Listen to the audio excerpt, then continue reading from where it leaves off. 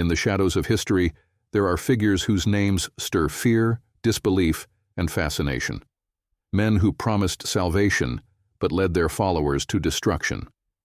Charismatic, manipulative, and ruthlessly calculating, they lured people into their webs with promises of a better life, only to betray them in the most horrifying ways. What makes someone follow a man who claims to hold the answers to everything? How does a preacher become a tyrant? Why do people give up their freedom, their morality, and even their lives to someone they believe is divinely chosen? From the remote jungles of Guyana to the desolate deserts of Texas, these stories are filled with manipulation, terror, and mind-bending delusions. They will make you question how far a leader can push his followers, and what happens when trust turns into tragedy. The answers are dark, disturbing, and unforgettable, and once you start, you won't be able to look away. Jim Jones. The mass suicide of Jonestown. In the depths of the jungle, hidden from the watchful eyes of the world, there existed a place called Jonestown, where 918 souls, men, women, and children, met their tragic end. But the horror that transpired in this remote corner of Guyana didn't just come out of nowhere. It was a long, twisted journey led by a man who once spoke of hope, equality, and love. Jim Jones was a man who promised salvation. Born in 1931, he was an eccentric figure, a preacher who was initially known for his civil rights activism and commitment to racial integration. He was a man of the people, advocating for justice in a world divided by race and class. He founded the People's Temple in 1955, a religious organization that combined elements of Christianity with social justice. The church attracted followers from all walks of life, disillusioned individuals searching for meaning, for something bigger than themselves. By the time the 1970s rolled around, Jim Jones had become a charismatic and powerful figure. His promises of unity and equality rang out through the country, and he was regarded as a prophet by his followers. The People's Temple grew rapidly, and Jones amassed a devoted following that saw him as their savior, their guide to a better world. But all was not as it seemed. Behind the veneer of kindness and compassion, something darker stirred. Jones was beginning to lose his grip on reality. His speeches grew more erratic, his paranoia deepened. He believed that the government was after him, that the world would soon turn on him and his followers. The fear consumed him, and he began to isolate his followers from the outside world. He convinced them that the only way to survive the impending collapse of society was to abandon everything and follow him to a place far away from prying eyes. In the mid-1970s, Jones made a bold decision. He would lead his people to Guyana, far from the judgment and scrutiny of the United States. There in the jungle, they would build a utopia, free from the chains of the corrupt world that sought to destroy them. They would create a community of peace, a sanctuary for all who followed Jones's teachings. They called it Jonestown. But what was meant to be an escape from the horrors of the outside world would soon become a prison. The dense jungle that surrounded Jonestown was not a paradise. It was a claustrophobic, oppressive world where Jones reigned supreme. There were no phones, no communication with the outside world. There were no visitors allowed. Anyone who tried to leave or question Jones's authority was subjected to violent punishment. In Jonestown, fear was the currency. The first signs of trouble began to appear when a few defectors managed to escape. They reported the abuse, the conditions of forced labor, the punishment of dissenters, and the growing signs of Jones's paranoia. The outside world took notice, and Congressman Leo Ryan, concerned about the well-being of those trapped in Jonestown, made plans to visit the compound. His arrival was meant to be a peaceful fact-finding mission, but it would soon escalate into something far more sinister. On November 17, 1978, Congressman Ryan arrived in Jonestown. At first, things seemed calm. Jones greeted him with a smile, and gave him a tour of the community. But the whispers of defection grew louder. Some of the followers were desperate to leave. The sight of Ryan's delegation gave them a fleeting hope, an opportunity to escape the nightmare they had become trapped in. The very idea of leaving Jonestown was a betrayal in Jones's eyes. Paranoia gripped him, and he saw Ryan's visit as a threat to his carefully constructed empire. He feared that if Ryan was allowed to leave with the defectors, it would only be a matter of time before the outside world learned the truth. The walls were closing in on him. On November 18, 1978, as Ryan and his party prepared to board their plane to leave, chaos erupted. A group of Jones's followers ambushed the congressman and his team at the airstrip. The gunfire was sudden, violent, and deadly. Ryan was killed, along with several others. The carnage didn't stop there. As the news of the attack spread, Jones took a chilling step toward his final solution. Jonestown, a place that had once symbolized hope, was about to become a tomb. Jones had already begun planning what he called the revolutionary suicide. He had convinced his followers that the only way to avoid the wrath of the U.S. government was to die on their own terms. He promised them a peaceful death, free from the oppression of the outside world. The world would never understand, he claimed, but they would be free. Free from the lies of society, from the corruption that waited to destroy them. As the sun began to set, Jones gathered his followers. With a sense of eerie calm, he spoke to them. His words were hypnotic, almost soothing. He told them that the time had come. The world was not going to let them live in peace, so they must die together, as one. There would be no trial, no escape, no bargaining. The end was inevitable. He led them to a central area in Jonestown, where large vats of Kool-Aid had been prepared. But this was not the sweet, fruity drink it appeared to be. It was laced with cyanide. Jones instructed his followers to drink. Some drank willingly, believing that death would transport them to a better place. Others, terrified and reluctant, were forced to drink at gunpoint. Children were given the poison-laced drink, too. The poison took effect quickly. The death toll mounted as the hours passed. The jungle that had once promised peace now became a final resting place for the deluded and the terrified. The air was thick with the sound of desperate pleas, the cries of children, the wails of mothers. Some survivors later reported that they had been too frightened to resist, that they had believed in Jones until the very end. But others understood that they were part of a horrifying, orchestrated mass death. When the authorities finally arrived to investigate, they found a scene of unimaginable horror.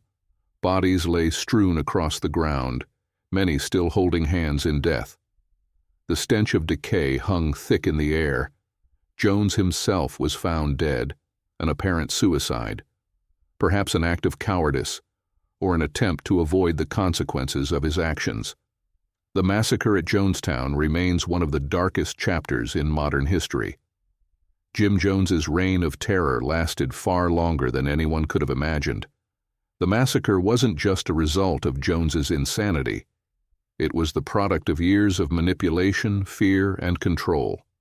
Over 900 people perished in the name of a lie, and the world was left to wonder how one man could possess the power to lead so many to their deaths.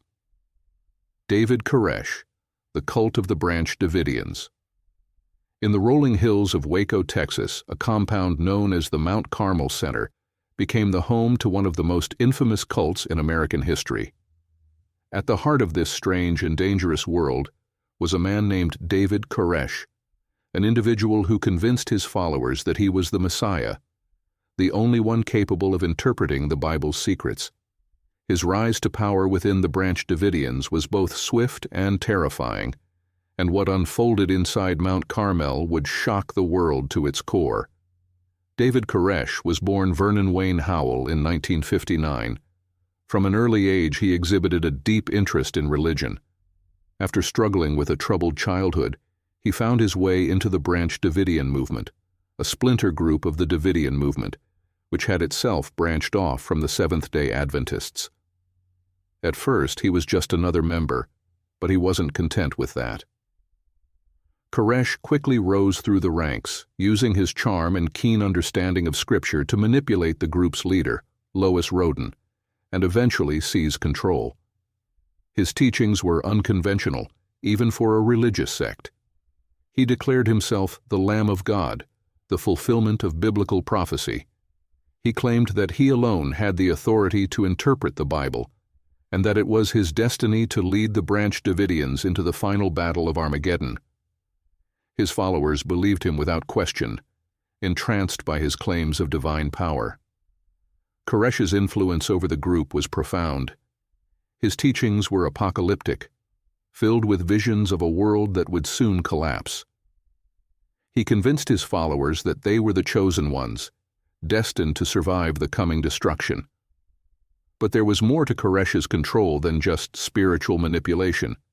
He used his power to exploit those who trusted him. Koresh was not just a preacher. He was a tyrant. He took multiple wives, including underage girls, claiming that it was part of his divine mandate. His teachings told his followers that their loyalty to him, both spiritually and sexually, was the key to their salvation. Many of his followers, many of whom were young women, believed that they were chosen by God to bear Koresh's children, further solidifying his power within the group. By 1993, the branch Davidian compound had become a heavily fortified compound, brimming with weapons and supplies. Koresh had begun stockpiling arms, convinced that the U.S. government would soon attempt to destroy him and his followers. His rhetoric became increasingly violent and paranoid, with Koresh claiming that the government was conspiring against him and his people. He began to preach that a final apocalyptic confrontation was inevitable, and his followers had no choice but to stand with him. Tensions reached their breaking point when the Bureau of Alcohol, Tobacco, and Firearms, ATF, launched an investigation into Koresh's compound. They suspected that he was violating federal laws regarding weapons possession and had received reports of child abuse within the compound.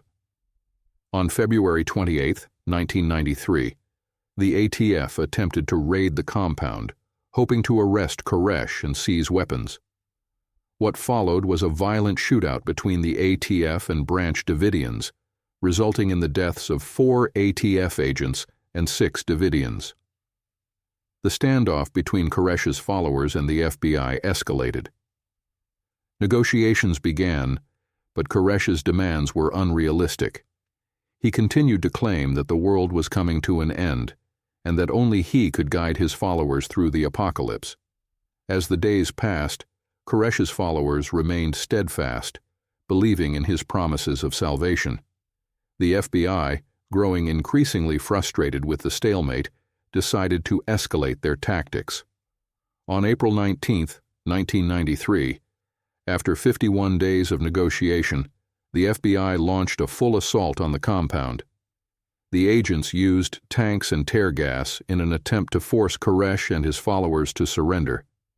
But something went horribly wrong. A fire broke out, engulfing the compound in flames. Whether the fire was started by the FBI or by Koresh's followers remains a subject of debate, but within hours, the entire compound was consumed. When the smoke cleared, 76 people, Koresh included, were dead. The standoff had ended in tragedy, leaving the world to grapple with the aftermath. David Koresh's twisted vision of salvation had led to the deaths of those who truly believed in him. The story of the branch Davidians remains a chilling example of how a man's delusions of power can lead to devastation. David Koresh's legacy is one of destruction, of a cult leader who manipulated his followers with promises of salvation, only to lead them to a fiery death. His story serves as a grim reminder of the dangers of blind faith and the terrifying power one individual can hold over the minds of others. Charles Manson, the Helter Skelter murders. In the late 1960s, Los Angeles was a city on the edge, consumed by the Cultural Revolution and the rise of counterculture movements. Amidst this turmoil emerged a man whose influence would culminate in one of the most horrific murder sprees in American history. Charles Manson, a man who presented himself as a spiritual leader and prophet, would orchestrate a series of murders that shocked the nation and left a scar on the cultural fabric of the time. Manson's rise to power began like many cult leaders, with charisma and promises of love, peace, and unity. Born in 1934, Manson had a troubled childhood, and from an early age he found himself in and out of prison. It was within the walls of these institutions that he honed his manipulative skills. When he was released in 1967, Manson took to the streets of California, where he began gathering a group of disillusioned young people, mostly women, whom he called his family. They were searching for meaning in a chaotic world, and Manson provided them with answers, promising them freedom from society's constraints. But Manson's promises weren't about peace or love.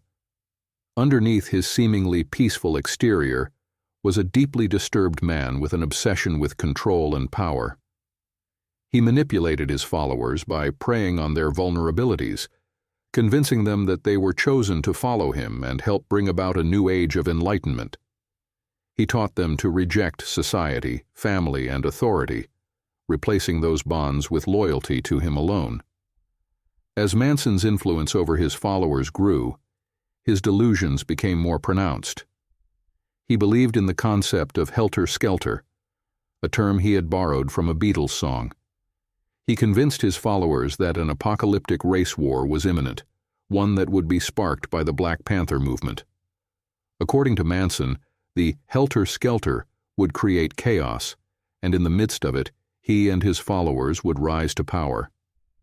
Manson's followers believed that they were preparing for this event, and that their actions, however violent, were part of a greater divine plan. In August 1969, Manson gave the order to his followers to commit a series of murders, what he called the beginning of the revolution. The first target was actress Sharon Tate, who was 8 months pregnant. Tate, along with 4 others, was brutally murdered by Manson's followers at her home in Los Angeles. The murders were grotesque, and the scene was left covered in blood, with the word "pig" written on the walls in the victim's blood. The horror didn't stop there.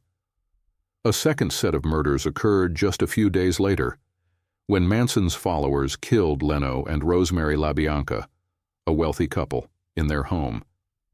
The brutality of these murders shocked the nation, and the connection between the murders and Manson's twisted teachings became clear. As the investigation into the murders unfolded, Manson and several of his followers were arrested. At trial, Manson maintained his belief that he was a messiah, misunderstood by society. He was convicted of first-degree murder for orchestrating the killings and sentenced to death. Though his death sentence was later commuted to life imprisonment, Manson remained a symbol of the dangers of manipulation, delusion, and unchecked charisma. In the years following his conviction, the world was left to ponder how such a seemingly harmless figure could lead a group of vulnerable individuals into committing such unspeakable acts of violence. Manson's legacy is a chilling reminder of the power of a cult leader's influence and the destructive force of unchecked obsession. The Helter Skelter murders remain an unsettling chapter in American history, an era when the line between truth and madness blurred, and one man led a group of followers into unimaginable horror. The unholy empire of Warren Jeffs, the rise and fall of the FLDS in the desolate, dust-swept deserts of Utah and Arizona, a secluded religious community operated under a shroud of secrecy.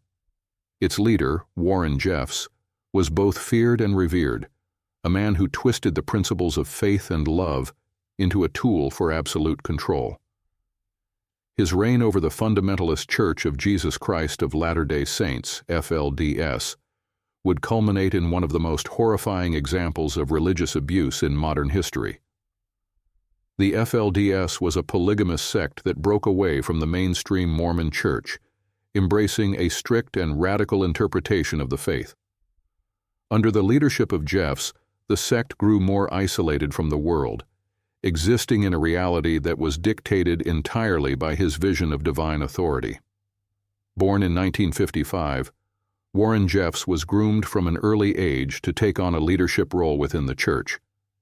His father, Rulon Jeffs, had been the leader of the FLDS, and when Rulon died in 2002, Warren assumed control of the church. It didn't take long for Warren's leadership to take a dark turn. Jeffs saw himself as the prophet, the sole intermediary between God and his followers. His belief in his divine role was absolute, and he used it to justify a reign of terror over his followers. He imposed strict rules on every aspect of their lives, from how they dressed to who they could marry. But the most shocking of these rules concerned his control over marriages. Warren Jeffs believed that polygamy was a sacred practice, and as prophet, he alone had the right to dictate who could marry whom. He would arrange marriages between older men and underage girls, convincing families that these unions were part of God's plan.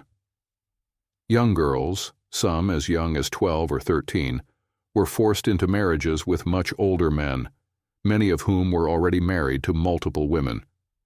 Jeffs justified these acts by claiming that he was performing God's will and that his followers were blessed to be part of his unholy empire. Under Jeffs's rule, the FLDS community became a tightly controlled, oppressive environment. The faithful were forced to give up their homes, their possessions, and their autonomy in exchange for their belief in Jeffs's vision. Those who rebelled or questioned his authority were excommunicated and ostracized from the group, often cast out into the wilderness with nothing but the clothes on their backs. Jeffs controlled everything: their lives, their marriages, and even their eternal salvation. To challenge his authority was to challenge God himself. Jeffs's grip on power grew stronger with each passing year, and his list of crimes expanded. He amassed a secret harem of young girls, each one subjected to his twisted version of divine will. Yet despite his power, Jeffs's downfall was inevitable. In 2006, he was placed on the FBI's 10 Most Wanted list, charged with multiple counts of sexual assault and abuse. The authorities had gathered evidence of his crimes, and they were closing in. In 2007, Jeffs was finally arrested in Nevada. His trial revealed the full extent of his abuse and manipulation.